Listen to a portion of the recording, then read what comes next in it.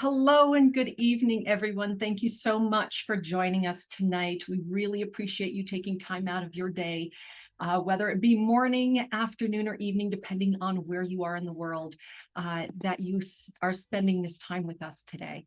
And today, to learn about the microbiome. So, wow, this is like, excuse me, a hot topic, lately when it comes to gut health, probiotics, all of this other stuff.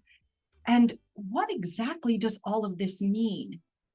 Here we're going to be talking about balancing your microbiome and strategies for optimizing gut health. And it's really interesting because for all the things that we do to take care of ourselves, constantly looking at issues that we have and dealing with those small, or more focused problems. But yet, isn't it interesting how over 2,000 years ago, Hippocrates, the father of modern science, actually stated that all disease begins in the gut. How brilliant was he that long ago that he had that insight? So we're going to dive into that today. And one of the things that I would like all of you to do, there is a poll, excuse me, that has been sent out. If you can just go in there, take a look and answer the questions, we really would like to know, what do you know about the gut? What kinds of things are you aware of when it comes to that? So I just want to make sure everybody can hear me. I just noticed in the chat maybe something going on with audio, video issues. If you just want to kind of say, yes, you can hear me, yes, you can see us, that would be great. So getting back, I really would like you to take a moment. We're all good here, Doc. Excellent. I'd like you all to take a moment and fill out that poll. We'd really like to see, where you are on this subject. Also, in the question of our new test, our DNA Gut 360 test, have any of you taken this yet? So if you can go in there, take a moment and get that done, and then we'll take a look at the results. So as we are waiting for these results to come out, I want to dive in a little bit more about, first of all, what is the microbiome? I'm sure all of you have heard of it, but actually, what is it? What is this strange word that we are talking about? And really, what the microbiome is, it is the collection of microbes that are in and on us. And I know that can be like, oh, gross. Okay, well, I don't think I want that. But you have to understand that we live on this earth and we interact with it. And it is actually really, really vital to our health, our survival, our living, to have these microbes in and on us. Now, granted, not all of them are very nice. Not all of them are very nice players. And we have barriers, physical, chemical barriers that help protect us from, the bad microbes. But there are commensal, there are good microbes, very beneficial microbes that actually help us to be healthy. And so this is something that population that lives on and in us, this is our microbiome. And the other thing is that it's not just in the gut. Remember I said in and on us. Well, in us, our guts flourish with trillions of microbes, but also other places in our body, in our mouths. We have an oral microbiome that actually is directly related to our gut microbiome. I mean, obviously, when we eat food in our mouths, goes down to the stomach, it's connected. Everything's connected. But they are tightly connected into that health. And oftentimes, the health of the mouth is a reflection of the health of the gut. Other areas that there are this microflora for women in our vaginas, in this area. Really important. And that is actually very important when we give birth to our children. When they pass through that vaginal canal, they become exposed to these microbes, and that helps to build their health. There's also the biome of the skin, also very important. So it's not just in the gut, in and around us. And that's what makes up our biome. So we're talking about bacterium, even some viruses, some fungus. Okay, as gross as that may sound, yes, but there are good ones, and there are things that are very helpful. So what I would like to do is, first of all, my name, Dr. Lara Varden, hosted many of these webinars, and I want to say again, thank you for being here. For those of you who have never been a part of or have come into our webinars before, again, my name is Dr. Lara Varden. I'm an in-house clinician with the DNA company. I am a functional genomics and holistic health practitioner. And I have with me tonight the absolute glory of my friend and coworker, AJ, and I'm going to give her a moment to introduce herself.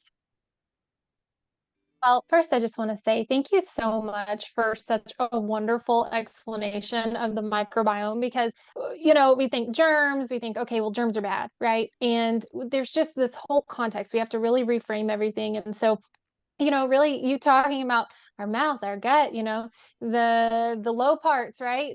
For women, like there's a lot going on with all kinds of bacteria and stuff. So that was just perfect. And I'm so grateful for you and for that introduction.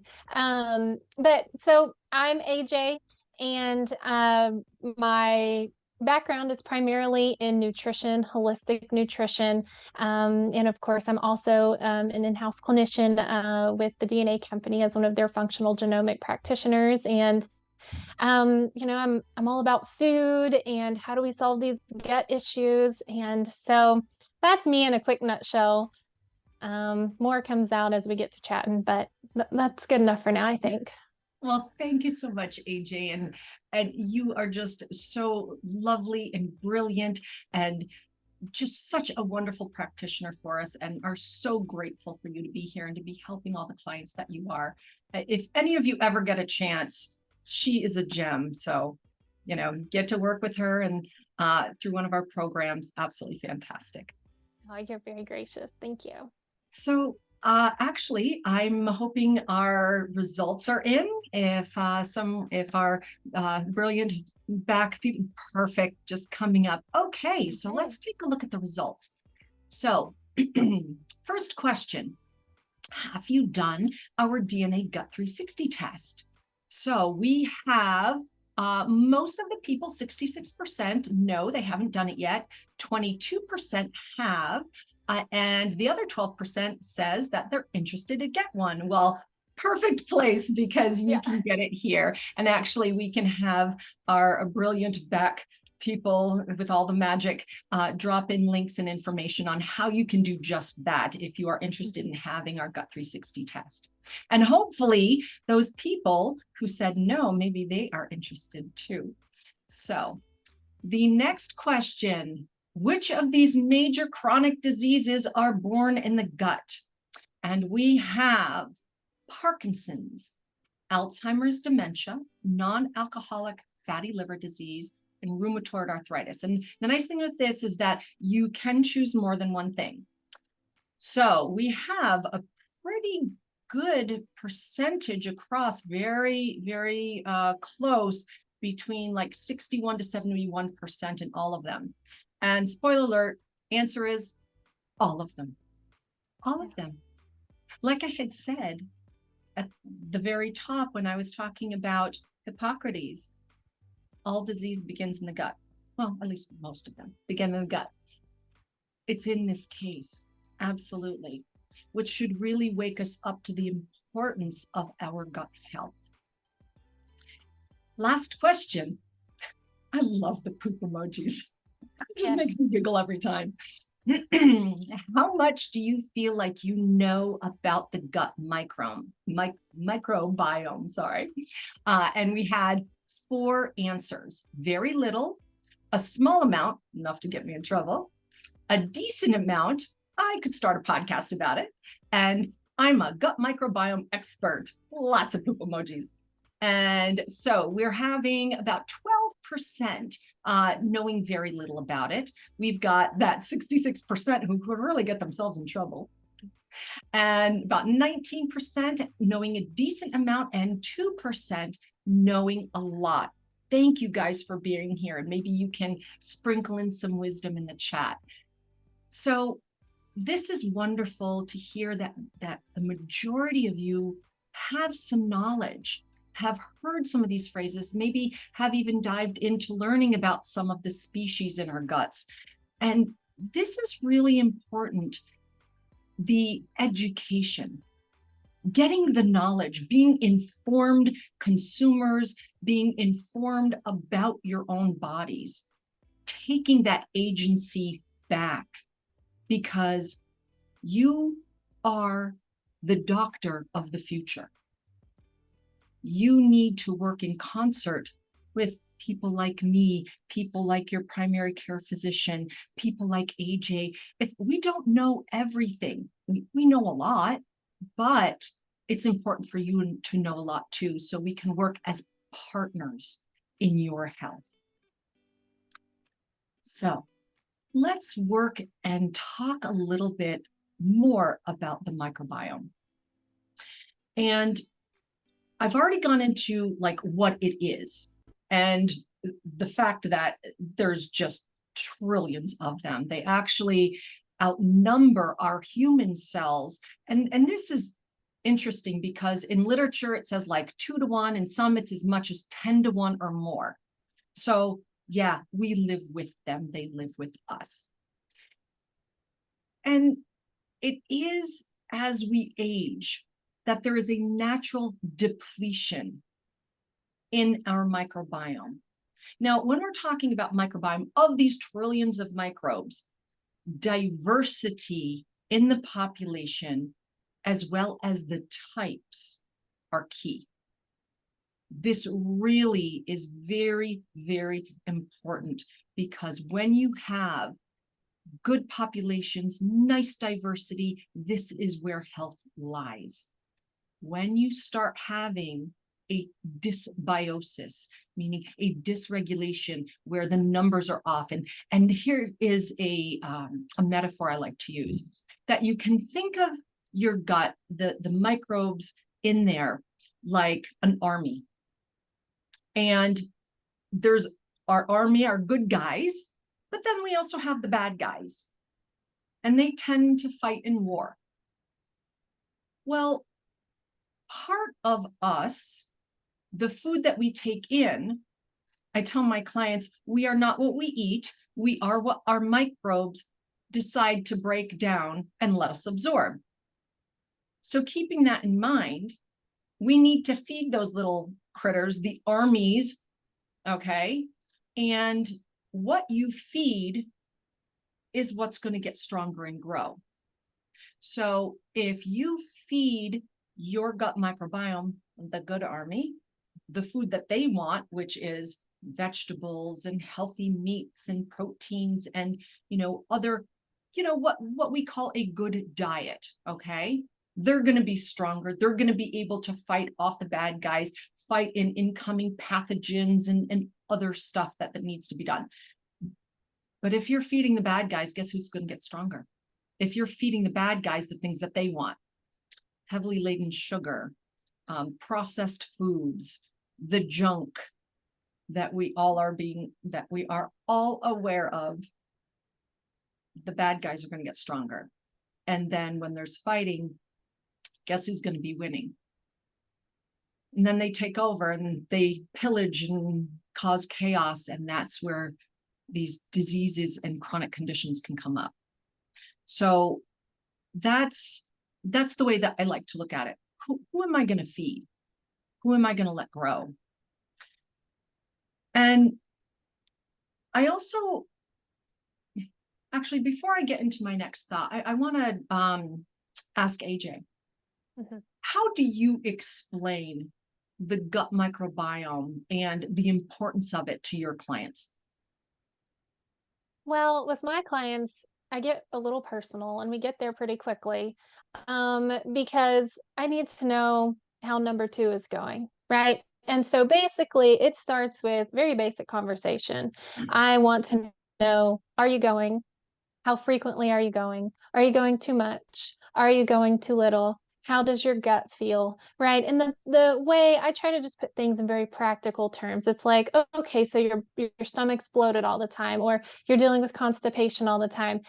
That's a disruption of your microbiome, right? And so that just puts it into a very relatable, very understandable way of explaining things is you're sitting on the toilet for 20 minutes and nothing has happened, and you haven't gone in a couple days, and you're getting a little worried about, what you should do about this situation. Your microbiome is having a problem, right? And so when those good guys and bad guys are not playing nicely, that's when we get into these issues. And so that's really, I kind of just keep it basic, right? I want to know, how are you functioning day to day? Because that's ultimately what we're all after, is that we all want to feel our best day in and day out. And most clients will tell me they feel their best shortly after they've evacuated their bowels, right? So then they have energy, they feel better during their day. And that's where we can kind of look at, okay, what is their DNA saying? Are they poor detoxifiers? Is the gut having a hard time? And then we can look at the microbiome and say, okay, well, you're a little out of balance here, and this could be why. And so that's really how I start. And I tell everyone up front, I'm not afraid to talk about poop. I'm not afraid to, we need to use these words. We need to talk about these things, because ultimately, if our health is rooted there, then it should become a dinner table topic, right? Like we think, oh, hush, hush, we don't want to talk about these things. No, I encourage parents, ask your children, oh, little Johnny, did you happen to look at your poo? What does it look like? Tell me the shape. Did you have to push real hard to get it out? These are things that, for me personally, had my parents asked me these questions as a child growing up, we probably would have had a lot of different conversations, and I would have gotten, the attention I needed with my gut health, right? Because I struggled for many years in the same area. So really just my approach is normalizing it, talking about it. It really isn't a big deal. We all do it. And so that's kind of my goofy but honest starting point. I love that. And actually, that works right along in my belief system too. When I work with someone, there are three fundamental things that need to be dealt with first, that I ask. Are you sleeping? Are you pooping? And is your blood sugar regulated? If any of those things are not going well, that needs to be handled first. That really needs to be focused on. And yeah, we really need to start normalizing the poop conversation. I mean, I actually give people a food mood poop journal. Yeah. So that way they can take a look. Okay, when we're talking about, what are you eating? And, how's this making you feel? And, are you also having any kind of physiological results of it, gas, bloating, or do you feel great? Well, then, yeah, keep those foods. And then pooping, is it coming out? Transit time, which is the time that you eat the food to the time it comes out your anus, should be anywhere from 16 to like 24 hours. Sometimes it's about 48, but you really don't want to be pushing that long. That means, it's moving a little slowly. Anything faster, your body's like, oh, get this shit out of me right now, because something's wrong. And that's usually in the form of diarrhea. So, and also when that happens, when I think about, okay, food transit time being too slow, one, we have little tricks, right? We're like, oh, you want to check out your transit time? Eat some corn. Tell me how, and then don't eat corn for however many days till you see some corn, right? And then we can kind of have a little indicator, or eat a bunch of beets, right? The redness will kind of show up. And so these are little ways that just at home you can kind of figure out, okay, how's my transit time looking, right? Because we all know there's a couple corn kernels that are going to get swallowed that don't get chewed up, because that's just the whole thing. And so doing that, but then also, not only like if your transit time is too fast, could it be that you've say maybe encountered a bad bacteria and your body's just trying to flush it out? But you have to think that when that food is getting through you too quickly, your body hasn't had any time to absorb those nutrients or that water. So now we're looking at, okay, do you have vitamin deficiencies, or are you dehydrated because the food is just going through you way too fast? So that's a little trick, and just kind of a little tidbit of a thought there on some transit time. Yeah, and that is a wonderful thing, because a lot of people, I mean, I didn't even know for the longest time, before I got into doing this work and research and stuff, I didn't know how long it was supposed to take from your food. It's like, I knew that, oh, I'm eating or drinking some coffee, and about 20 minutes later, I had to go to the bathroom. I was like, but your food doesn't go through you that fast. That is like your previous meal. But we really don't talk about what is normal. What is it supposed to be? And I think this is a cue of, us talking about this, us normalizing this, us knowing this information really opens up the door into gut health. And then really unpacking, what does gut health look like? So actually, I see a couple questions in the chat that I want to address. So first, Shireen says, are you sleeping, pooping, and what was the third? Is your blood sugar regulated? Which works into the question right before that by Joseph, where he asks, what does regulated blood sugar mean? That is a fantastic question, because I'm sure that you've heard, especially with type 2 diabetics, type 1 diabetics, they have to check their insulin levels, their blood sugar levels. When you get your blood work, you have your fasting blood glucose, or if you get your hemoglobin A1C, which is, it basically is a 3-month reflection of your blood sugar, for the past 3 months. This tells you how much sugar is in your blood. Obviously, we don't want it too high. When it is too high, for example, fasting blood glucose, if you are, in the hundreds, like above 100, 120 fasting, that's getting a little high. You generally would like to see it more like in the 80s, 90s. And when you're talking about your A1C, ideally, you'd like it around 4.2 to 5.4. Anything when you're starting to increase that, you're starting to get into pre-diabetic and then diabetes. So when I'm talking about blood sugar regulation, I am talking about making sure that for your fasting blood glucose, you are in that range. Your A1C, that you are in that more ideal range. So this is what I mean about blood sugar regulation, which actually works into the gut and the population, the species that are there. They play a very integral and direct part into blood sugar regulation. Now, before I jump into that, I would like to bring up our test, because this is really important. And I'm seeing questions in the chat about, what our test does. So before I jump into our test, I'm sure many of you have heard of Cologuard and been getting email blasts because to have that test done, because right now, and our God on high can always correct me if I'm wrong, that this is now being pushed and covered by insurance to be able to test. And what is Cologuard? Cologuard is a non-invasive colon cancer screening test. It's your precursor to colonoscopies.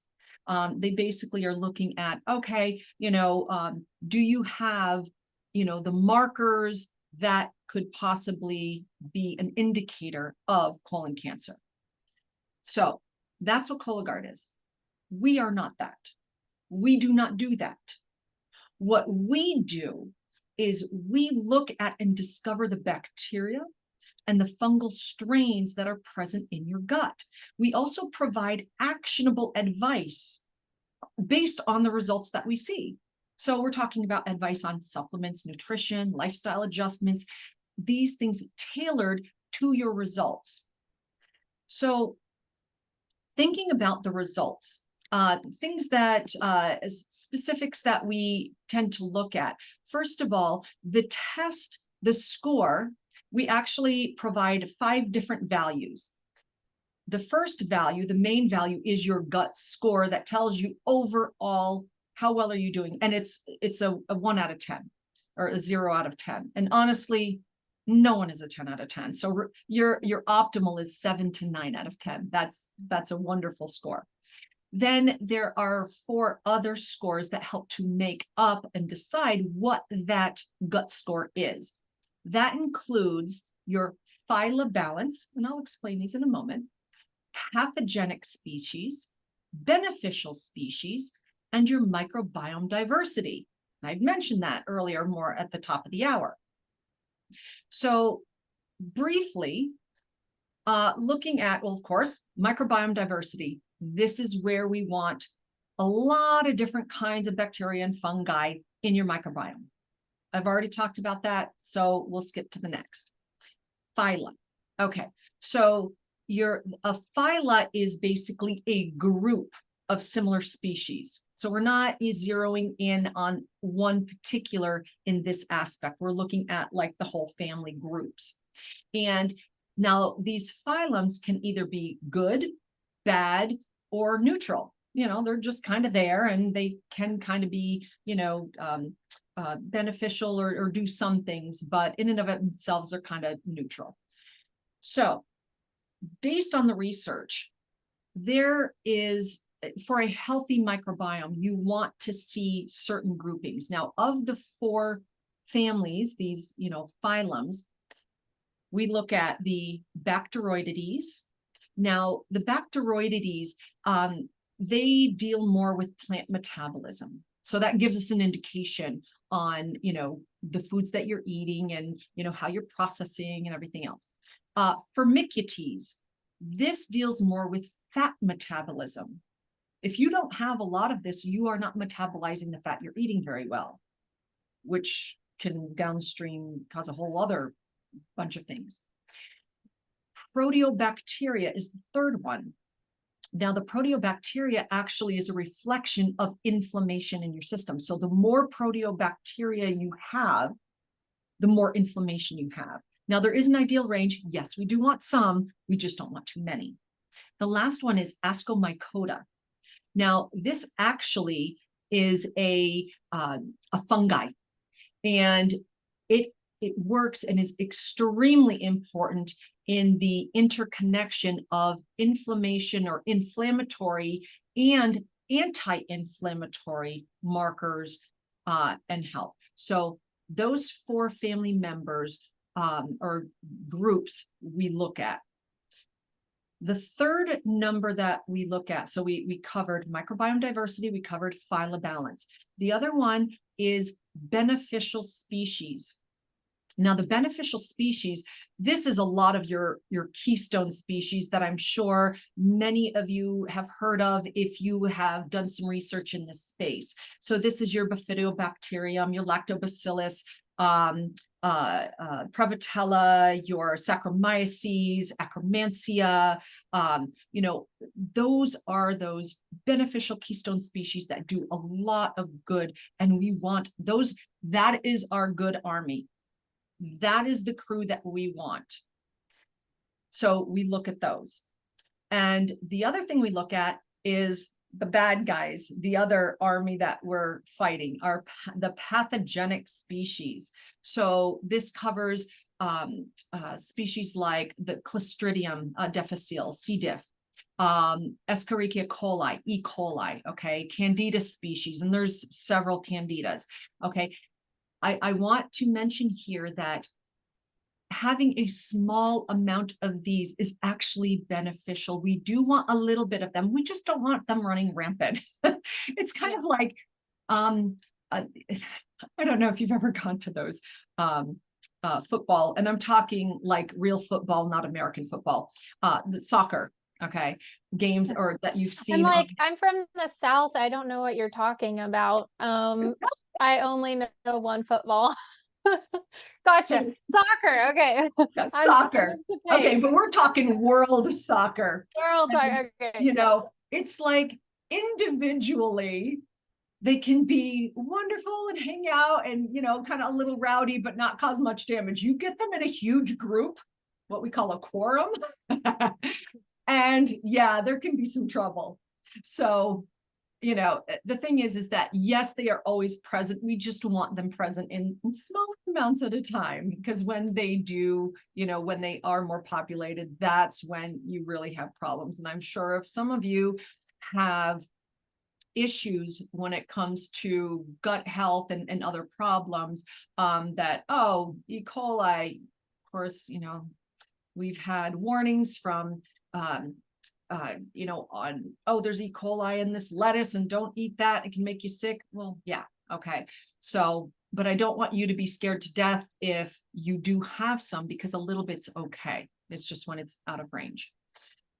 Something I think whenever we talk about the microbiome is that we really do need to get out of that sanitizer mindset, right? We just think, oh, if it's a germ, if it's a bad guy, we need to douse everything in alcohol and peroxide and whatever else we can come up with, right, to eliminate those bugs. And it really is more a balance, right? We have to think of kind of an orchestra. So they may have a supporting role in the whole performance, but there still is a significance. We don't have to be terrified of the little guy sitting in the corner with the triangle, right? I mean, like, it's gonna be okay. So yeah, if we can just don't want the whole orchestra as a triangle. Exactly. We just don't want everyone up there with a cowbell or with a triangle, right? Just ding-dinging along. So, you know, just keep that in mind, because yes, when you look at these reports, you're going to be like, right, what do? We look at it and we're like, oh no, something's in the red, right? Like, oh,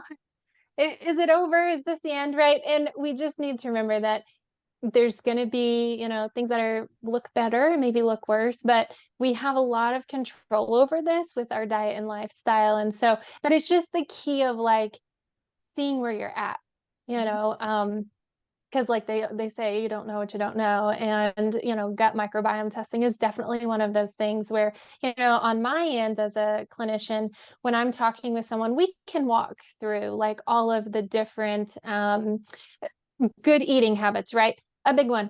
Are you chewing your food, right? When you get that first, you know, kind of prompting to swallow, if you were to actually just spit your food into a napkin instead of swallowing it, how does it look?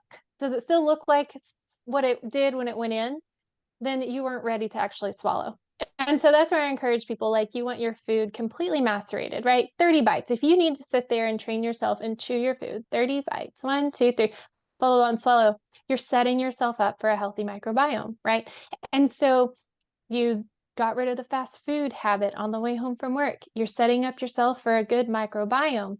But when it comes down to it, there's different things that you could be doing all the right stuff, right? You could be, I'm chewing my food, I'm eating clean, everything's organic, I've got the good water, I'm doing all this and that, but I'm still just having this bloat. I'm still having, you know, either loose stools or constipation.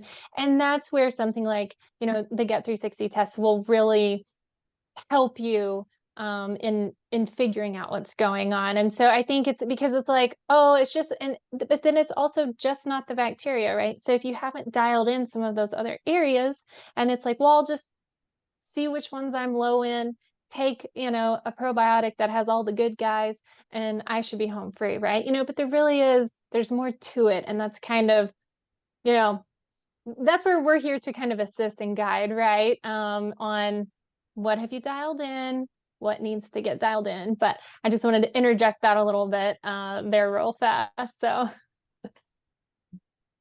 And I really appreciate that. That is, you know, sometimes really it is getting back to basics. Chew your food. I'm seeing some questions coming through the chat. You know, like one, does the DNA Gut 360 test use a fecal sample for testing? Absolutely. Yep. It's a poop test. So, and this is something that obviously we need to see what's in there and you know, what species are going on. So, but it gives, the test gives such a wonderful picture of what's going on. Where are you at right now? And then we know where to make the changes. So we're not just throwing spaghetti at the wall and seeing what's sticking, or just kind of, you know, kitchen sink type of thing. It's like, let's be more strategic than that. And looking at your DNA as well as your microbiome, you know, through the Gut 360 test, this just gives us more pieces of the puzzle on how best to personalize and strategically help you in a functional manner, in a clinically relevant manner. So a couple other things that I wanted to touch on. Actually, before I dive into that, I just wanted to say that one of the things that we are going to be doing this evening, a little bit different from the other webinars that we've been doing, is that we are, when we go to open question and answer, we are going to have you actually ask your questions. You can raise your hand and we will actually bring you up to ask that question live. And I think that would be a beautiful opportunity to highlight what it is that's those burning questions, not us just jabbering on and talking, but, you know, to actually have that conversation as if you are sitting in, you know, the doctor's office, or, you know, by a fireside chat, and let's just talk about this. So we're going to be doing that shortly. But there was a couple other things that I wanted to touch upon that I think is very important, especially in society today, and touching back upon blood sugar regulation, because I want everyone to realize blood sugar regulation actually works in the gut. Yes, the pancreas and the beta cells and insulin and everything else. But when we're talking about actually regulating your blood sugar, which can get spiked or not from the food we eat, where is it going? In the gut. And what did I say? We are not what we eat. We are what our gut microbiome breaks down and lets us absorb. It's even more so than that. When they break down the food, they produce postbiotics. These are the metabolites. When they break things down, this is the leftovers that our bodies recognize and work off of and will react to. It also works into gut integrity. I'm sure many of you have heard of leaky gut. If you've heard of leaky gut, or if you have leaky gut, say yes. Say, I've got leaky gut. Put it in the chat. I want to see how many people have leaky gut, or maybe someone who you know has gut issues with leaky gut. Yep, there you go. I'd be in there too. I'd be like, yep, Yeah. we've gotten Yep. past that. And I can't tell you, you know, back when I started my gut health journey, I would have done anything to have a test like this, right? Because for me, it was all trial and error. You know, like you said, the spaghetti to the wall. It was, okay, we'll try this elimination diet. Okay, we'll try that elimination diet. Maybe it's this food causing me problems or that food causing me problems. And then I would go through all these different strains of, you know, probiotics to try. And now I also am an interesting case. And then it's also a lot of the clientele I work with deal with histamine intolerance. So when we look at some of these good bacteria, right?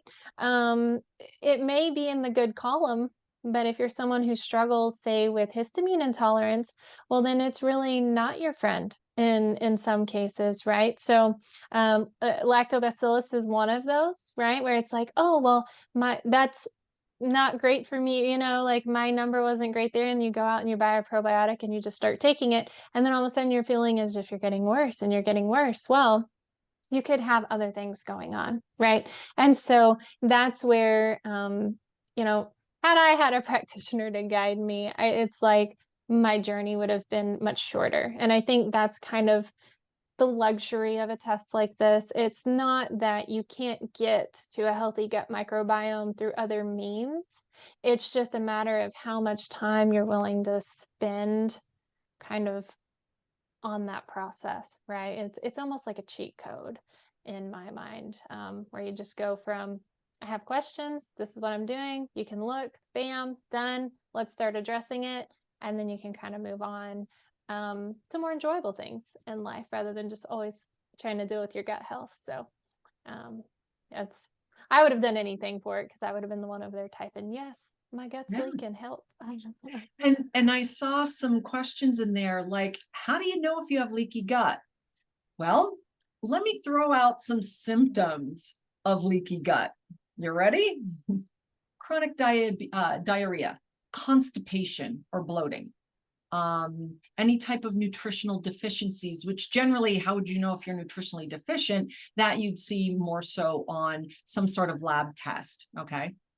If you have fatigue, headaches, confusion, difficulty concentrating, skin problems like acne, rashes, eczema, joint pain. Should I keep going? This covers like most of us. And, it's really interesting because when we talk about leaky gut, what exactly is leaky gut? Leaky gut, well, first of all, we have cells, that lining all throughout the intestines. That's like a layer of impermeability. Well, I should say selective permeability. Not letting the bad stuff in, the larger proteins, microbes, anything else. It keeps it separated from the tissues in the bloodstream. So that way it stays in the gastrointestinal tract. Okay. So you can think of us like a donut. Okay. Our mouths being one opening and the anus being the other. It's actually, that's all technically skin. Okay. Endothelial lining that goes through there. That is separate from the insides of our tissues where the rest of our organs are. So we want to have that barrier. Well, in leaky gut, the cells, what they have called tight junctions that keep them close together. When you have leaky gut, they start making space and they let stuff from your intestines leak into the bloodstream, into the tissues, into the cells. And there was a wonderful metaphor that this brilliant doctor, actually, she is the founder of Pendulum. She gave this wonderful metaphor that you can think of those cells in the gut lining like wooden planks that are together. And there's glue that keeps them in their place. That's called mucin. And when that breaks down and you start missing planks, well, then things can pass through. So when we're talking about this, which leads me into strains, because some people had asked about, well, okay, if we have leaky gut, how do we fix it? Well, how we need to fix it is we need to change the diversity and population in our guts. And Akkermansia muciniphila is a beautiful keystone species that helps to do just that. It actually produces the mucin, that glue, that helps to have the integrity of the gut. Now, there's a lot of other things, obviously, that will help to repair the gut, because when we're looking at, we want these species to help do that. But how do we get them there? Well, yes, there are probiotics. Absolutely. I use them. I recommend them. But what species should you take? This is where our Gut 360 test comes in. This can tell us, oh, okay, you're really good in this particular species, but not so good in this one. Well, then we know where we need to help with, and also the foods that we need to eat and take, to help feed those good guys.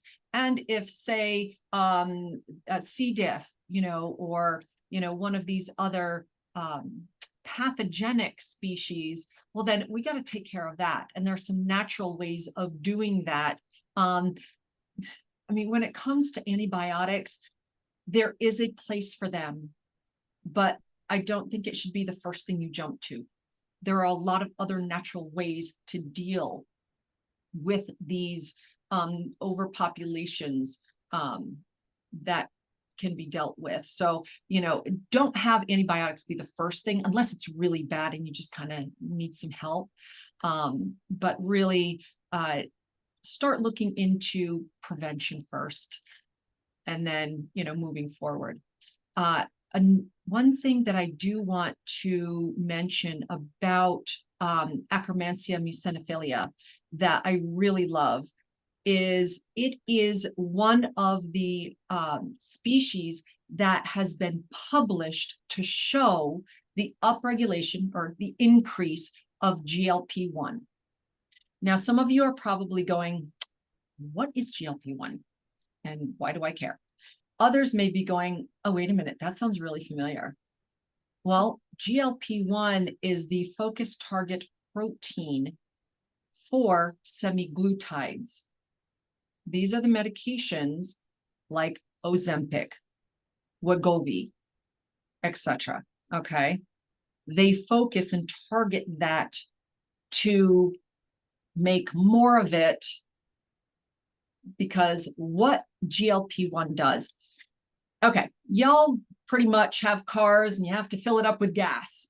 Okay, well, when you are filling your car up with gas and you have the little handle and you can put that little click down, it will click off when your gas tank is full. Well, that's what GLP-1 does. That's the click that turns it off when you are full. Okay, and that's a good thing because we don't want to overfill our tanks, overeating. So oftentimes that the GLP-1 enzyme will be downregulated, as we get older and with other things. Also, when Akkermansia is, you don't have much of a population. There's another one, Clostridium butyricum.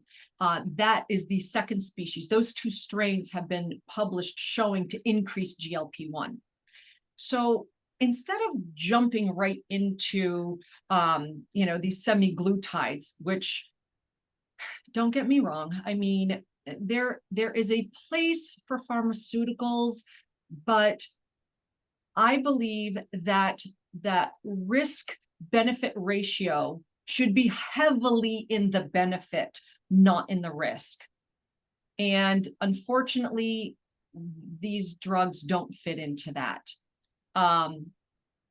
So, when you're talking about, when you look at the side effects of these, when you're looking at nausea, heartburn, constipation, stomach pain, diarrhea, hair loss, stomach paralysis, it's like, sounds like a big gut microbiome problem to me. Gracious, it's like, I know, it's like, Yeah. thank you. You're already having problems, you don't really want to go down that road, and really that's kind of the way you're talking about this. I had noticed Linda's question where she's asking, kind of about that, how can the gut microbiome, affect weight loss? And, Dr. Varden here is giving you a clue on some of these, bacteria strains that can help with that, right? And we've seen, well, they've done studies, and maybe some of y'all have heard about these or not, but where they actually would take fecal matter, right? So they do fecal transplants from center participants, and then implants that that fecal transplant into someone that is heavier, and then it ultimately then helps them to lose weight, right? Because yes, your gut microbiome is going to be directly related to your ability to, say, lose weight. And so, I don't know, I will be completely transparent when I say I have not looked at every single different gut test that there is on the market. So I can't tell you how our test is different from certain tests, right?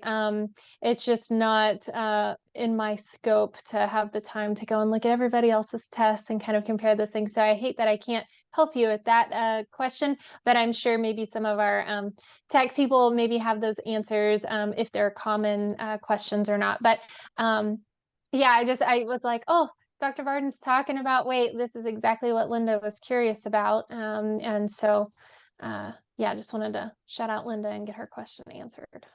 Yeah, and just to let you know, there are natural ways to work through this, and that really is, manipulating your microbiome. And I am seeing a couple other questions. Shireen asked, does 360 give zonulin levels? Because Lorene right above it had talked about zonulin levels. Well, first of all, for everyone, zonulin, the purpose of this protein is its function is to allow certain nutrients and solutes to get in and out of the intestines. However, once again, a little bit is good, too much, not so good, because under certain conditions, too much zonulin can produce or can cause the tight junctions. Remember I told you about that? That keeps the cells tight together. It can cause those to open up too much, and then creating that situation known as leaky gut, which we've been talking about. So no, we do not measure zonulin levels in the Gut 360 test. This is specifically for looking at the diversity, the population of the microbiome, of the microbes in the gut. And zonulin is not a microbe. It is not one of these species. That's actually a protein. So, all right. What I want to do is I want to open the floor up to live questions. So the wonderful musician, I should say, magical people in the background to work their thing to start taking some questions. If you would We've like got to, you, Doc. yeah, if you want to ask your questions live, we just ask that you raise your hand so we can see you and unmute you. If you do have any questions but don't want to ask them live, feel free to use the Q&A section and put them out for you. So if anybody wants to go ahead and be brave and be the first one to raise your hand and ask live, go ahead. If not, we can dive into the Q&A section. We're all like anxiously waiting, like, who will it be? Who's going No, first? and to guys, share, there's you know? no judgments here. None at all. We want to have this open conversation. We want to, talk about this. Oh, hey, we've got a hand, Shireen. Yeah, we've got Shireen as our lucky first Bring one. her on. Thank you, AJ, and thank you, Dr. Varden. I think in last 1 hour, I had so much value for your, insights and time. And, it was really packed. My question is, the background is in internal medicine and functional medicine. So my question is that the poop that, a person is sending is being checked for the PCR or the DNA material that is specifically test those microbiomes. Is there a protocol that, okay, first somebody comes in with the symptoms, this, then you personalize their protocol? And have you seen that, some practitioners repeat the test? Is there a value in repeating it and fine tuning it? Second was like, is there any questionnaire that, just like you mentioned, the different phylas, the irregularity in that would give you some insights on what kind of metabolism is, needs more support. So is it just one-off test, or are there any supporting stuff? And then as we talked about, any partner, because in functional medicine, it gets complex. And then, you as a provider, I think I find a lot of difficulty because, patients' resources of time and their energy are also limited. So from the work that you have done, if you can share some insight. Thank you. Thanks. Actually, I'm going to jump in and answer some of this. Thank you so much, Shireen, for your questions. And thank you for the work that you do. hey, kudos. We need more of us out there. Okay, so is this a one and done? No. This is the type of test that, just like blood work, you want to repeat. You can't, I should say that what you track, you are better able to make changes to and hack, okay? But you need to know what's your starting point, then the changes that you make, diet, lifestyle, you know, different types of protocols, you want to see, did that make a difference? So yes, this is a test that I would redo, you know, say in, I would say at least twice a year, but even, you know, in 3 months, or depending on you know, how much you work that you are doing, and you want to see how quickly something is changing. And yes, it can change within that period of time. So yes, a repeated testing, just like blood work, is actually a benefit, because you've got your benchmarks to look at. And to kind of add on to that, your goal, right? So if there's, say, if you're being really aggressive with a treatment because there's a bunch of candida in there, there's something going on, right? So those protocols where we're more aggressive and we're really targeting to get rid of something, say, we don't want those going on for any longer than they need to, right? Because anytime we're doing something like that, you're going to stress the body. So, you know, it's like, okay, here's a pretty aggressive candida protocol. Okay, let's retest this in 3 months and see where you're at, because we don't want that to go on for, say, 6 months or a year or something. We want to get that problem solved, reassess. Okay, candida's gone, great, let's get everything else back in balance. And so it really just depends on also like what the goal is after you've gotten the initial test, like how are you going to utilize that, and what are you putting together for that client, and then you kind of will dictate your next testing, right? Also, you were asking about using the information in the test, looking at, you know, mitochondrial health and inflammation. And yes, that does give us insight. It would give you insight to what's going on. Also, the fact of it can validate issues that they're having. So, you know, like I had said with the particular phylum, the proteobacteria, when you see now, ideally, you want that particular phyla to be less than, I think it's like 9.7, but less than 10%. So if it is, you know, 60, 70%, yeah, they've got a lot of inflammation going on. So that is one marker, one way to validate outside of, you know, or in conjunction with some blood work, whether you're looking at CRP or homocysteine levels or other IL, you know, markers that you may be looking at.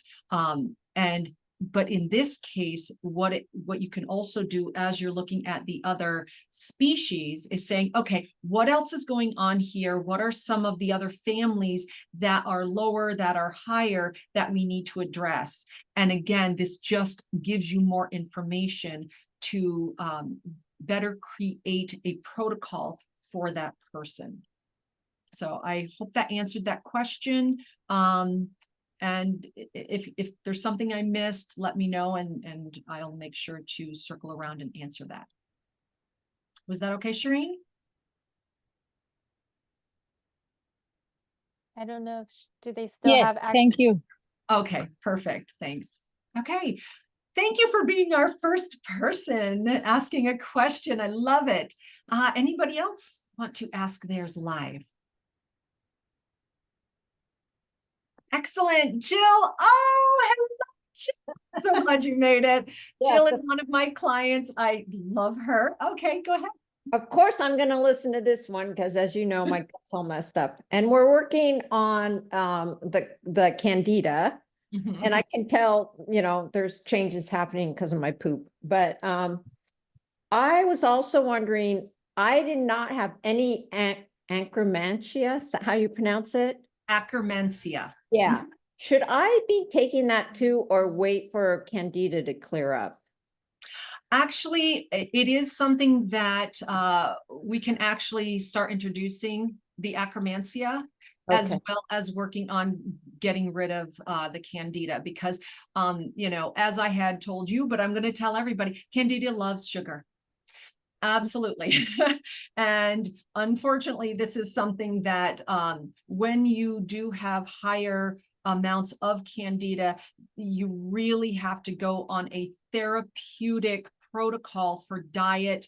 Also supporting, I mean, sometimes your primary care physician will recommend, you know, different kinds of medication that can help.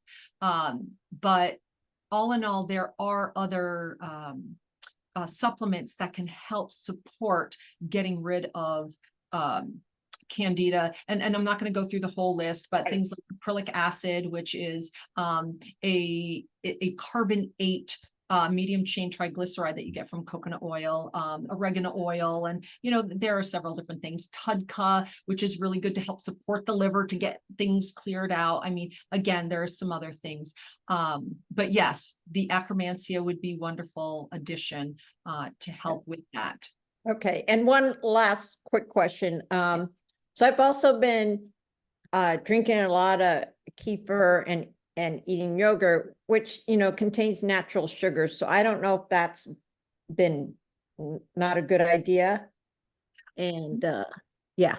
Yeah, well, actually, interestingly enough, when you get into fermented foods, yes, you need to have sugar in it for those microbes because that's their food, but they create metabolites, these postbiotic type things.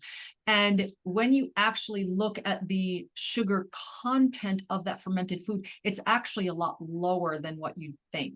Okay. It's not like, oh, this has got, you know, a bunch of sugar and it's really high. So the benefits outweigh what a little amounts of sugar are actually in there that you are taking in. Of course, we also have to offset this on, are you having any issues with dairy products? Well, yeah, my DNA test said I'm lactose intolerant, but I don't know. Well, and this is, you know, where we're looking at a few other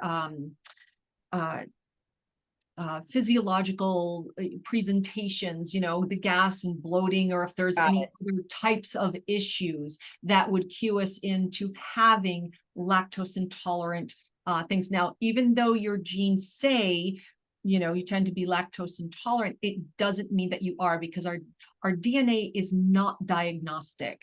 It has a leaning or a propensity. Yeah, it said leaning. Yeah, it didn't say. Right.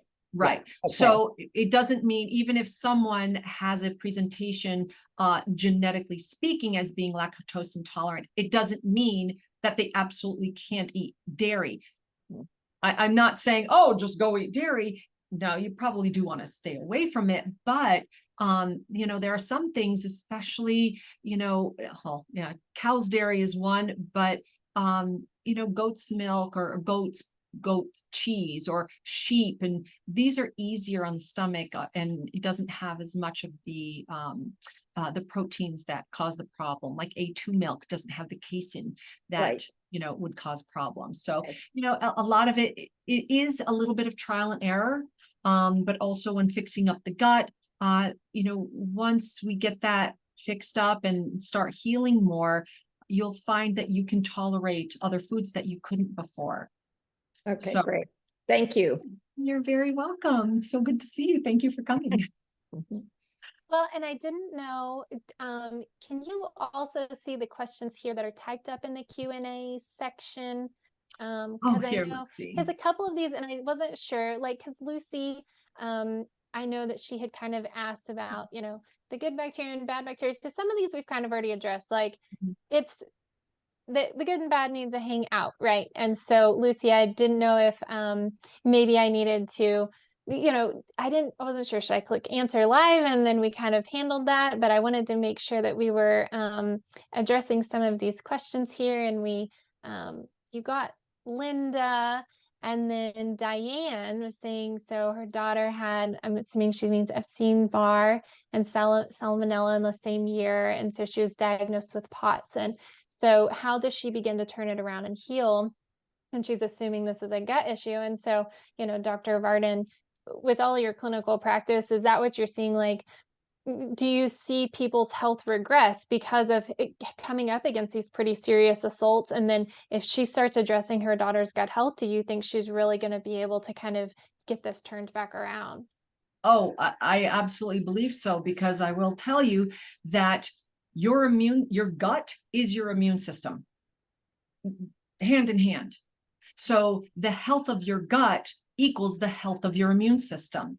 And when you're talking about Epstein-Barr virus, EBV, now granted, when you get it, you never get rid of it. You're always going to have it, but it needs to be sequestered. Okay. And it's basically called a latent virus, and it will rear its ugly head. And when cats away, mice will play. So the same type of thing, that these sentries, our little army guys, the good guys, are keeping it at bay. Okay. But if there's a lot of fights and other skirmishes going on and they're called away, guess what? EBV is going to be like, getting out of here and I'm going to create havoc. And that's what it does. And so you'll get flares, you will, get sick, and it will depress your immune system. So any other pathogens that are coming in or that you're exposed to just makes it worse. And your poor army is getting tired, and they're not getting the good food to make them strong so they can fight more. So when you start changing the diet, when you start eliminating toxic exposures, when you are getting the good rest, when you're pooping out the toxins, this is important. That will change because it's in the inflammation. And actually, I've had a couple clients with POTS, like severe, changing their diet, putting them on different supplements and different habits, different lifestyle techniques for better recovery, getting better sleep. One in particular, she's in her 70s. Not only did she lose 25 pounds, that resolved the POTS. Her fatigue resolved before she could barely walk, 100 yards. And now she's hiking several miles. And that's amazing. So, and I'll tell you, I do not write prescriptions. I do not, do any of that. This was just foundational life changes, nutrition. So absolutely, yes, this can help. Yeah. So Diane, it definitely sounds like, and your daughter, obviously, age is on her side too, right? Anything, especially when you're younger, it's going to be easier to deal with. And so, that's so encouraging to hear about your client, Dr. Varden. Barb wants to know what the best thing is to do to restore your microbiome after a bout of vomiting. And so what was the reason for the vomiting is kind of one of the first questions, right? Did we eat bad food? Did we eat food that our body just doesn't like? Did we get a flu or a cold? Of course, drinking a lot of water, but is there anything in particular, Dr. Varden, that you think, if you vomited, just take some probiotics, or kind of do you have how do you guide people in that general space? Well, I would say just in general, which I just had a little bout of that with my granddaughter the other day because she ate some scallops, which did not agree with her. First thing we have to do is make sure you're hydrated. So yes, the water, but not just water. Make sure you get the electrolytes. But we're not talking Gatorade, with the color, and sorry to call out names on products, but the thing is that you've really got to be careful with these, that, you don't want added sugar. That's not going to help. You don't want artificial sugar or coloring either, because that'll just mess the microbiome up as well, just to throw that in there. So honestly, you want to make sure to get your three major electrolytes, your magnesium, your potassium, your sodium. Element, LMNT, that product I use myself. Actually, I gave some to my granddaughter. She's 13 months old.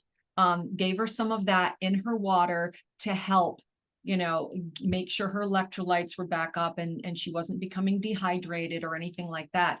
And it's wonderful. I feel safe to give that to my little granddaughter. This is a safe product.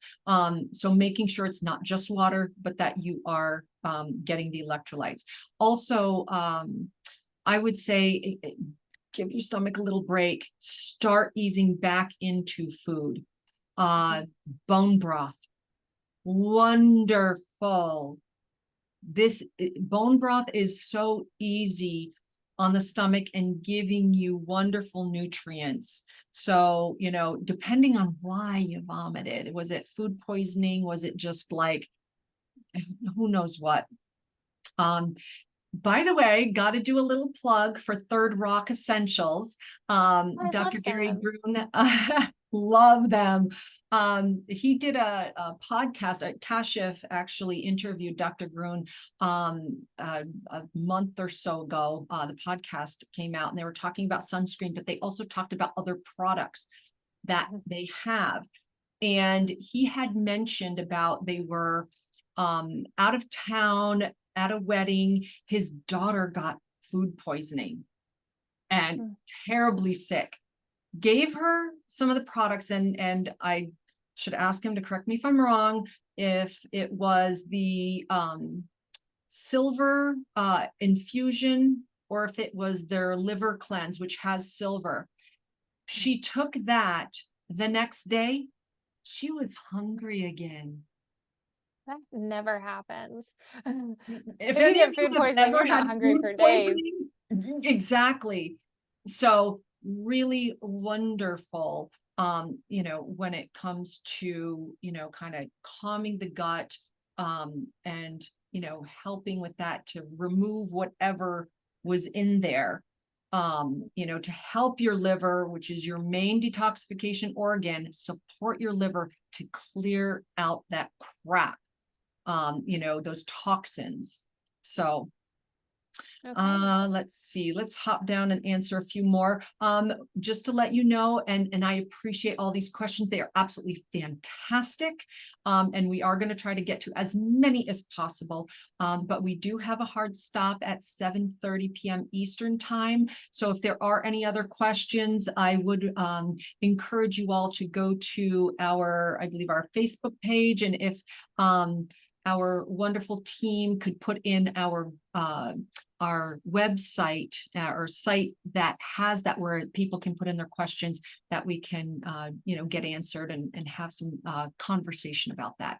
So jumping in, Sonia asks, is it a good idea to drink some activated charcoal once in a while to detox? If so, how often should you do it?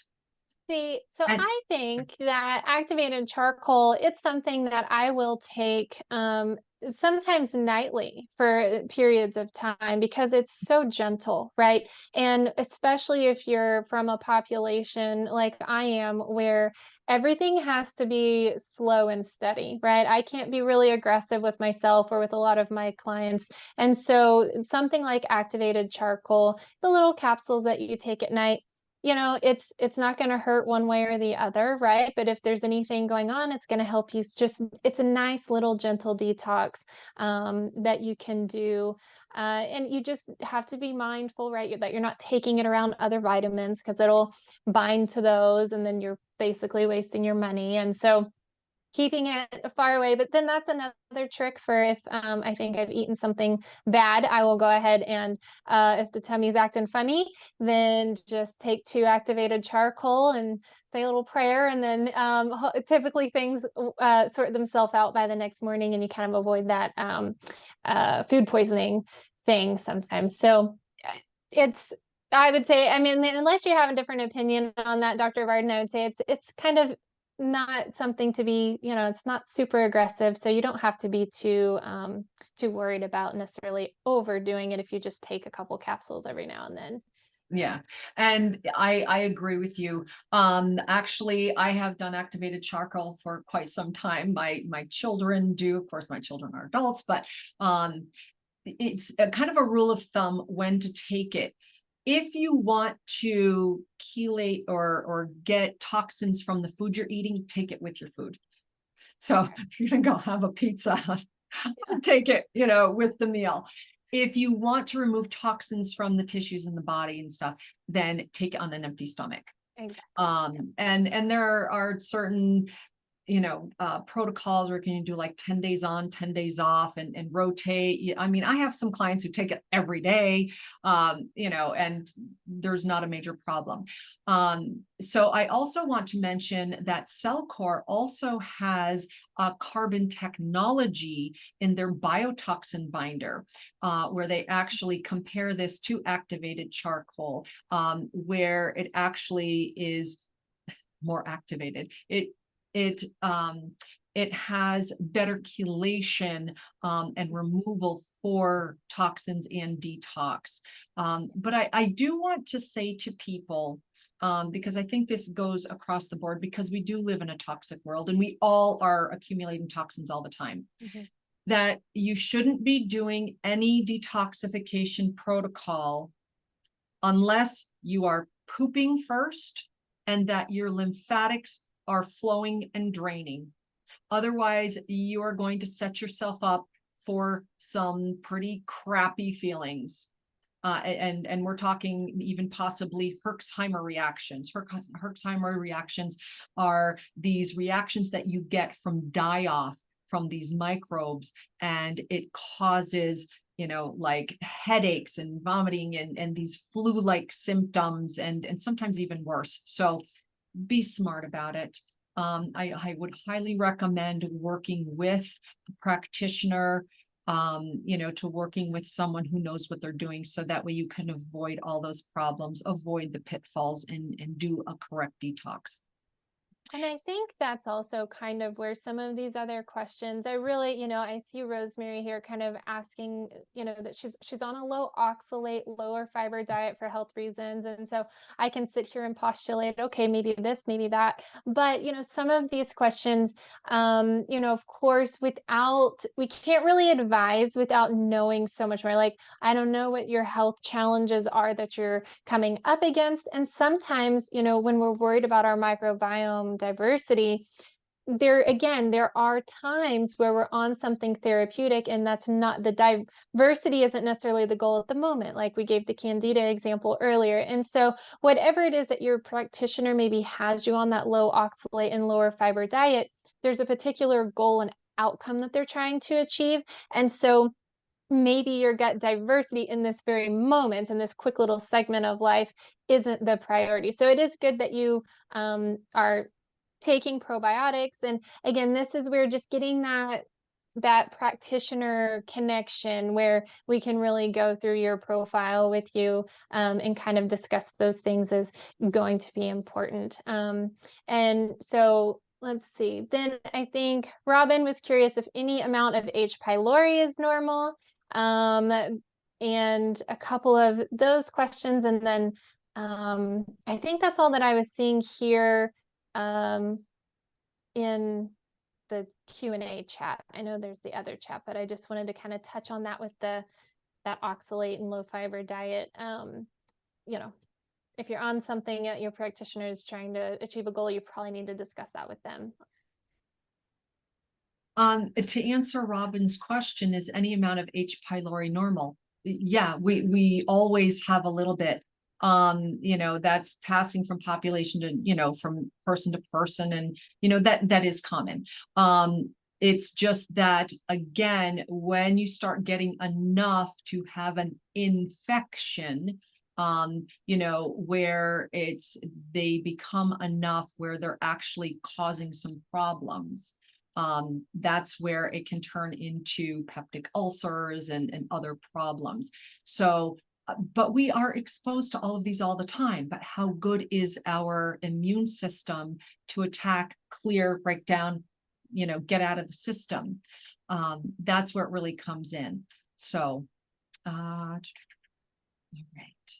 Okay, that was done. We have some more live questions who have been patiently waiting up in the corner.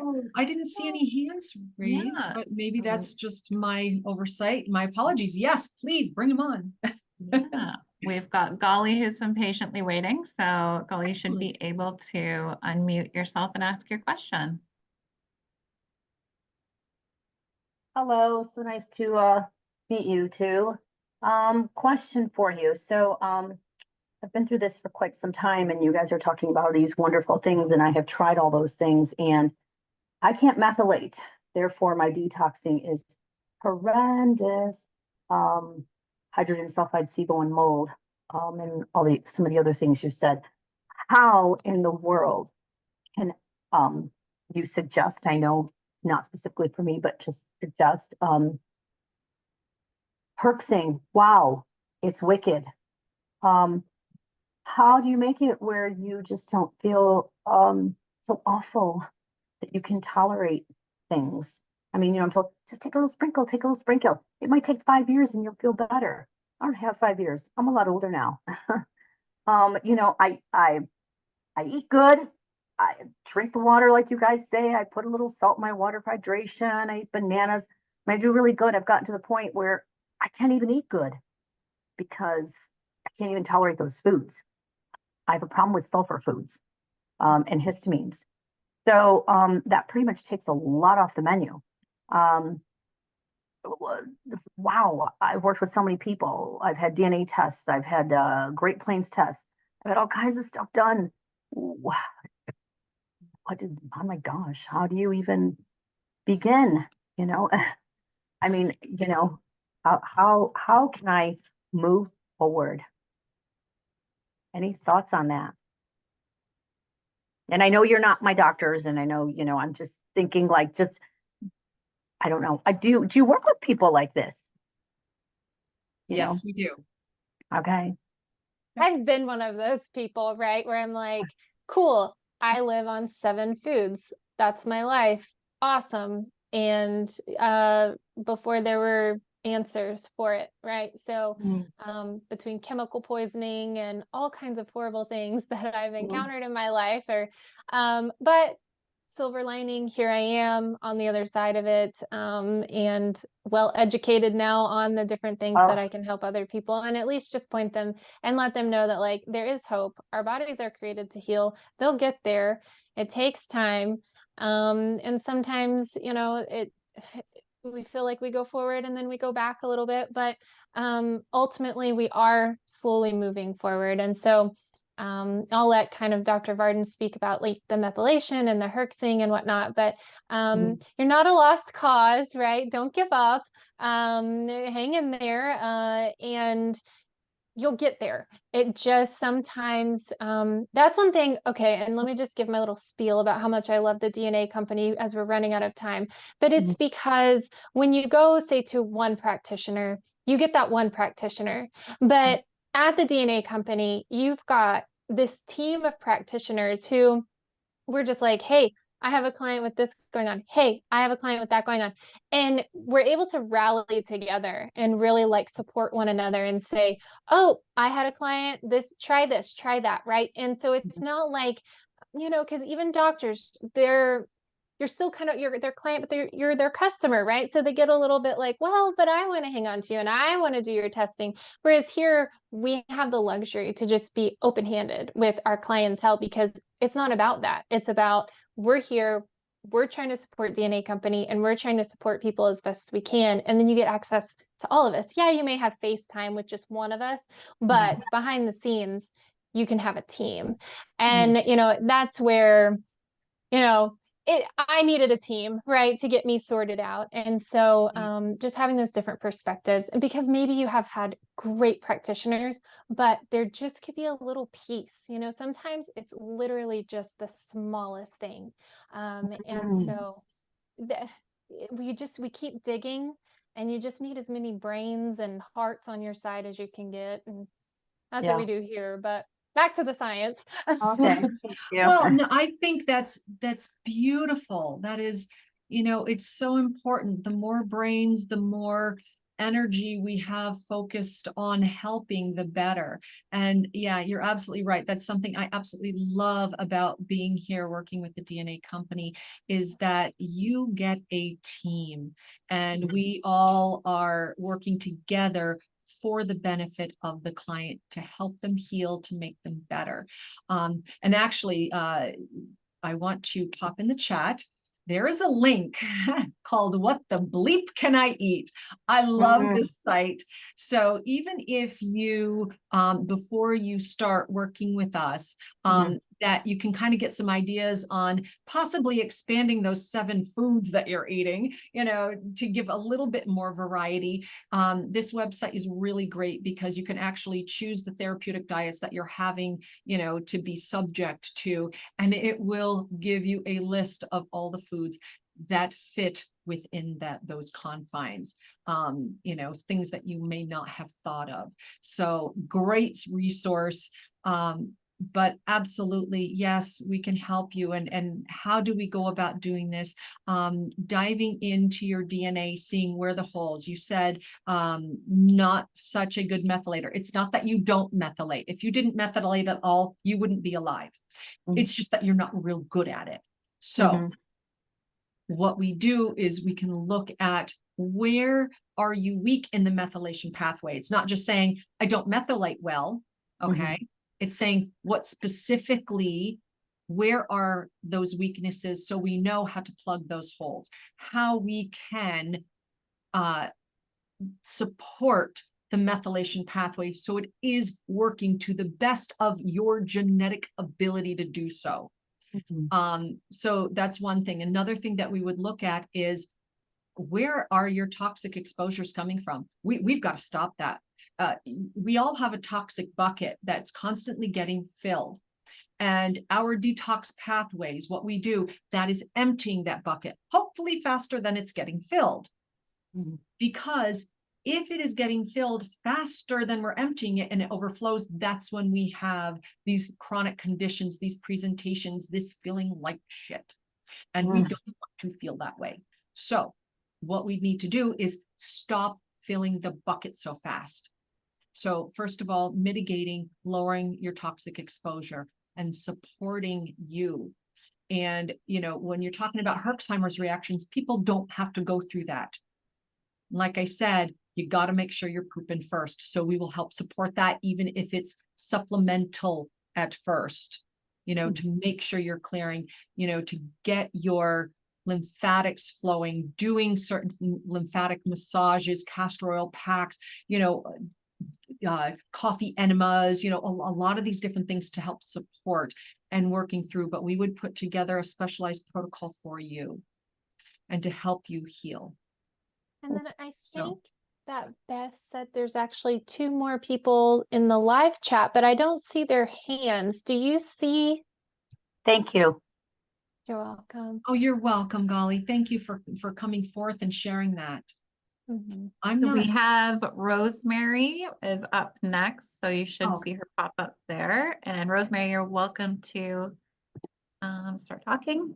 Can you hear me? Yes. I just unmuted. Okay. Yeah, I'll make this quick.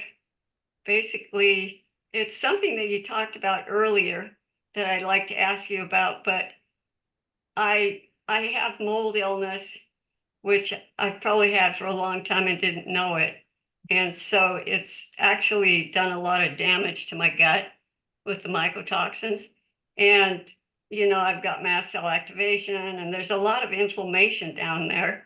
And it's caused a lot of private area problems.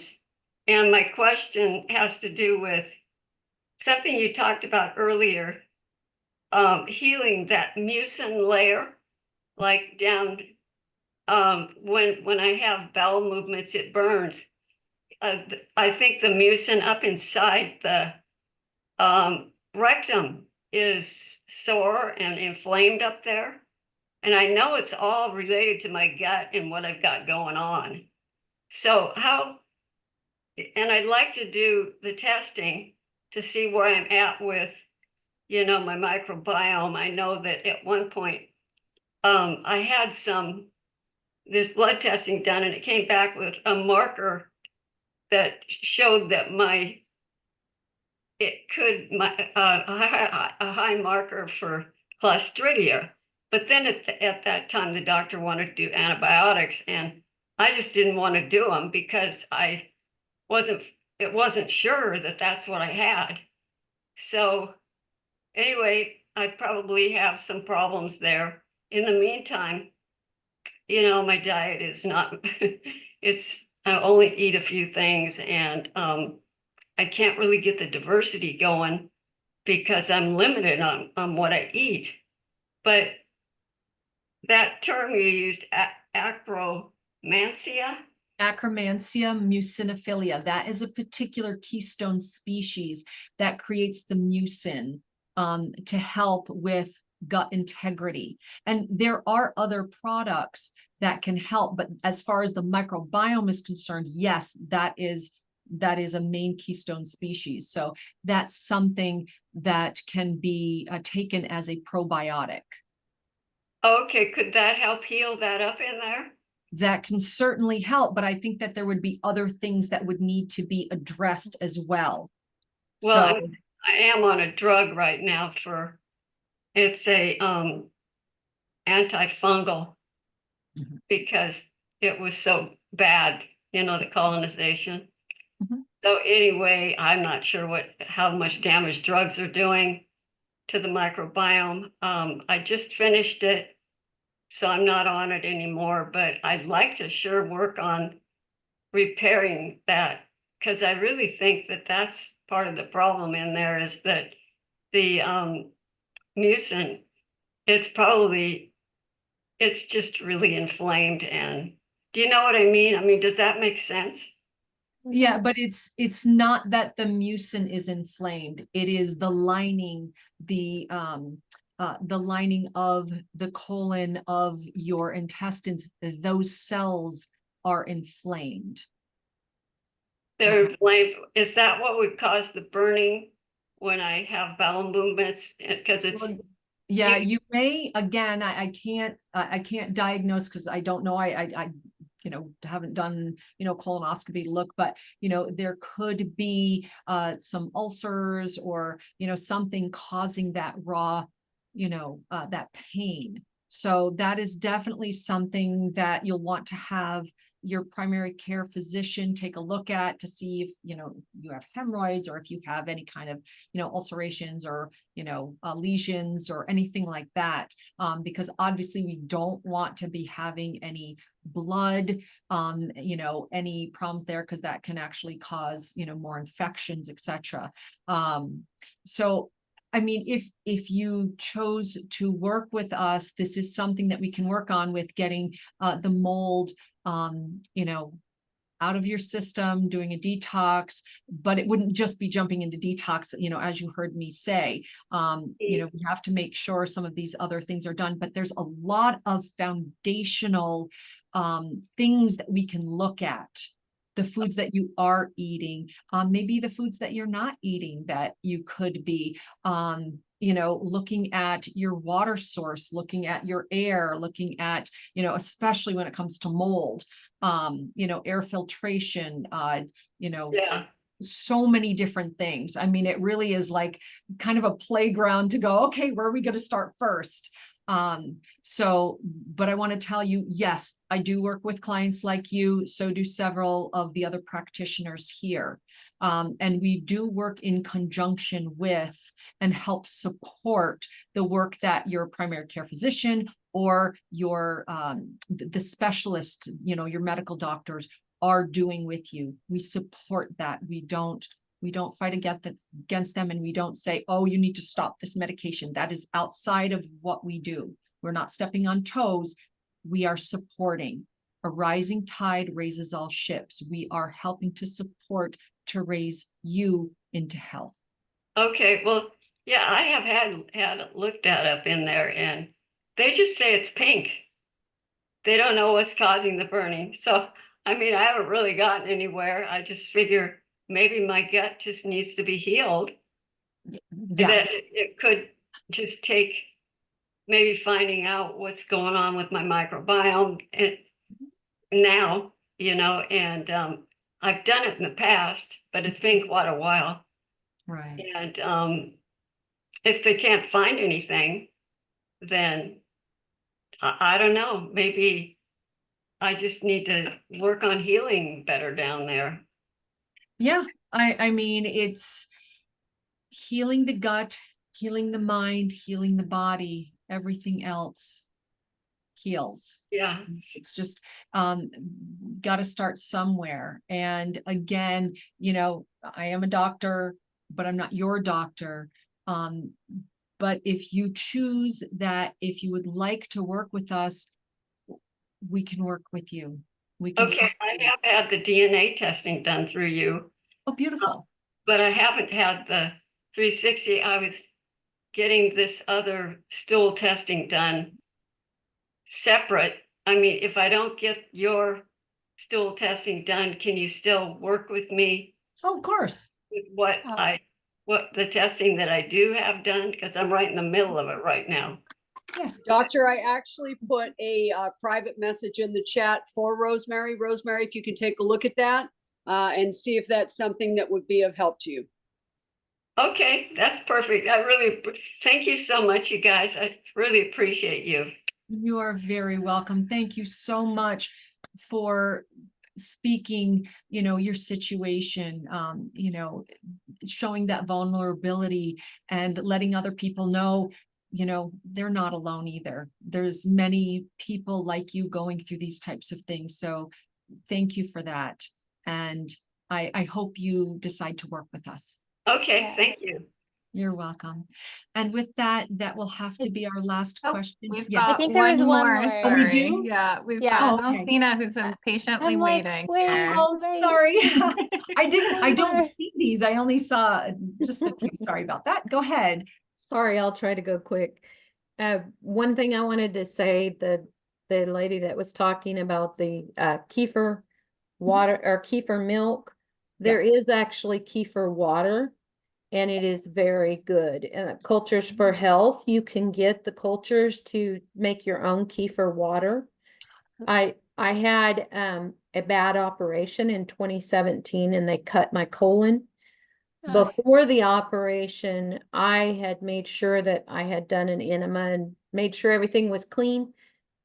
But their prep was nothing to eat or drink after midnight. But I figured where they're going to be, you know, you're safe to do an enema and make sure everything's as clean as possible. What I was told by the doctors was, one, they wanted to know what I did to prepare for the procedure. And two, what had I been eating or what was I doing ahead of time? Because there ended up being more good bacteria in my stool than there was bad. And it was I was drinking on a regular basis between 1 to 2 quarts of kefir water because I made it like tea, tasted like raspberry tea. Ooh. You know, and so I drank it on a regular basis, which saved me because the sepsis wasn't near as bad as it possibly would. And I'm highly allergic to so many antibiotics, and they couldn't give me the strong antibiotics that they normally would for sepsis. So that might be something to look into. But what I wanted to ask was, Mark Hyman recently, when I got on, you were talking about Ozempic. So Mark Hyman recently had a little clip with a Dr. Tanya Maru, and they were talking about microdosing with Ozempic and it helping different autoimmune conditions, like the pain with different autoimmune conditions and stuff, and how they wouldn't normally recommend Ozempic or any of those types of things, but with the microdosing, because Mark Hyman was more concerned about the bad side effects of Ozempic and the locking of the gut and things that you know, different side effects like that. And so anyways, I was curious what your opinion, or have you heard of anything like the microdosing of Ozempic with the enzymes and I'm not sure if it's enzymes or what those GLP-1 inhibitors or whatever it is that they're called. I know I'm calling it the wrong name. That's but okay. Anyways, have you heard of anything? She was taught, that was an interesting interview that he had just recently. I actually haven't heard that one. I haven't become aware of the microdosing effects. But very interesting. I will definitely look into that. And, you know, it's really good. I'm glad that conversation is being out there because, like I said, it's not all pharmaceuticals are horrible. There is a time and place for them, but not so much in the chronic conditions, you know, or if you need it as a short-term band-aid until a basic repair can be done.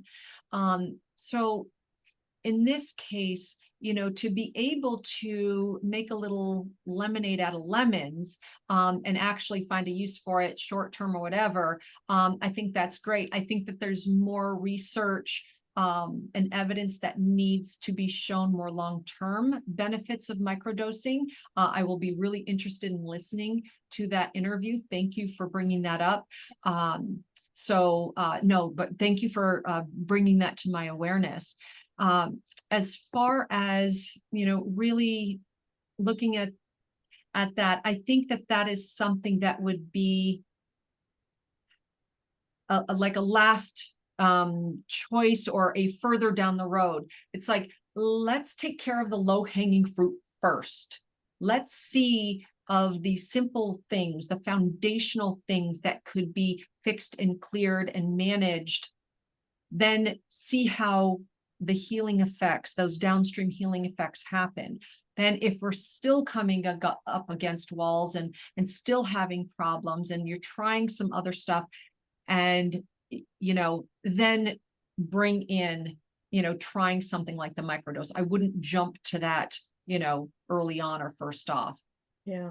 And She was kind of talking about for herself, psoriatic arthritis and it helping with the pain of it, but they were also talking about people still losing some weight with the microdosing. Mhm. I think it's 2 days ago that he had that interview. So if you follow Okay. Mark Hyman, you might be able to see what was said there. Okay. Yeah, and I don't doubt it, because what it is it's turning on that GLP-1. And the GLP-1 is saying, oh, I'm full, therefore you're not going to eat. It can also take away sugar cravings and some other things, but you can get this more naturally by, you know, introducing or making sure that you have enough of, you know, those two particular species, the Akkermansia muciniphila, and it was the Clostridium butyricum, those two, which actually have been shown, you know, to increase GLP-1. That's Presidium. Clostridium butyricum. So actually, I'll put it in the chat for people. On the two of them. Clostridium butyricum. There you go. Okay, That's I the other want one. to copy both of those down. Thank you. And actually, Pendulum is doing some wonderful work. They actually have a GLP-1 probiotic, because they do those two, and they also add in Bifidobacterium enfatalis. There you go. Because that actually, even though that specifically does not directly does not upregulate the GLP-1, what it does is it works with the first two, the Akkermansia and the Clostridium, because it produces these short chain fatty acids, acetate and lactate, which then get converted into butyrate by the Clostridium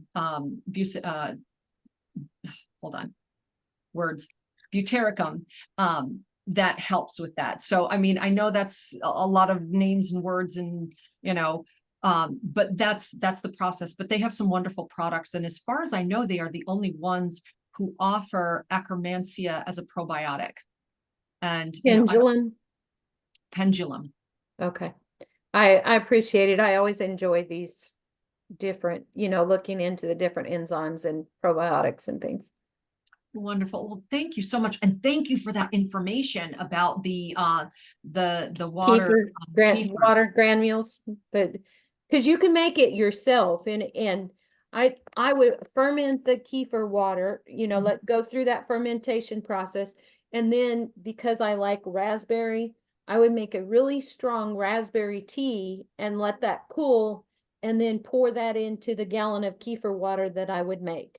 And then you just reuse those kefir granules just like you do if you're making milk kefir at And home. they look a little different, just for anyone Yeah. who's not familiar. So the milk kefir grains, they're kind of like, they almost look like little bits of cauliflower, right? And that's for the milk. But then the ones that you use in your water, they're more like these almost pinkish, translucent kind of crystal looking things. The kind of very geometric, right? Rather than To me, than they look like circular. a clear, large curd cottage cheese, but clear. And they Yeah. have a kind of a rubbery feel to them, but Yeah. not rubber, but kind of squishy kind of feel You to could 'em. eat them. You could dry them out. We'd sprinkle stuff on them, then I'd eat them after they were dried out if I had to, because the grains grow and then you got to figure out what to do with them. And then you can eat them kind of as a snack, but it's like a super strong probiotic for your gut. Anyway. I love all this gut talk. And, I want to say thank you again. And thank you for everybody, hanging in there. I mean, this is some great information. I mean, I know that we did go over time from when I said, okay, but this is the kind of information that is fantastic for us to share, for us to get more minds together to help one another. And I am so appreciative for all of you, for sharing your stories, for asking your questions, for sharing information with one another. So much appreciation. This is what we are here to do, to open up the floor for education and helping one another. And AJ, I would like to say this has been awesome. Thank you so much. I love working with you. You are just so brilliant. Fantastic information. You help so many clients. I just, honor and appreciate you so much. And for our wonderful team in the background, thank you for your time. Thank you for hanging in there a little extra longer for our audience. And just thank you so much. With that, I'm Dr. Lara, in-house clinician for the DNA company. I am so happy you've been here with us tonight. Have a blessed evening. Stay healthy. Thank you, everybody.